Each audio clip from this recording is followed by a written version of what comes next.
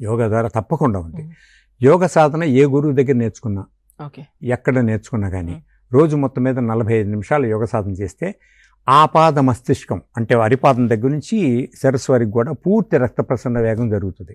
అంటే యోగా చేస్తున్నప్పుడు సూర్య నమస్కారాలు కానీ ప్రాణాయామ కానీ ఇవన్నీ చేస్తున్నప్పుడు దాదాపు 30% నుంచి 45% వరకు స్పీడ్ వేగం పెరిగే అవకాశం.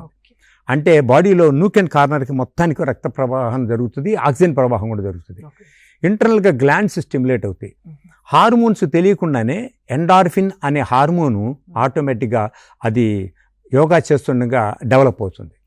ఈ డెవలప్ అయ్యేటువంటి పద్ధతి బాగుంది కనుకనే మెంటల్ స్టేటస్కి, మెంటల్ పీస్కి, స్టెబిలిటీకి బాగుంటుందని ఆస్ట్రేలియన్స్ దగ్గర నుంచి ఇండియన్ క్రికెట్ టీంలో కూడా చాలామంది మొత్తం మీద ఎలాంటి రకాల ఎక్సర్సైజ్ చేసినప్పుడు కూడా లాస్ట్లో వచ్చేటప్పటికే సర్వాంగాసనం, పశ్చిమోత్తానాసనం, తర్వాత భుజంగాసనం అలాంటి టెండూల్కర్ లాంటి వాళ్ళ చేత కూడా వేయించారు.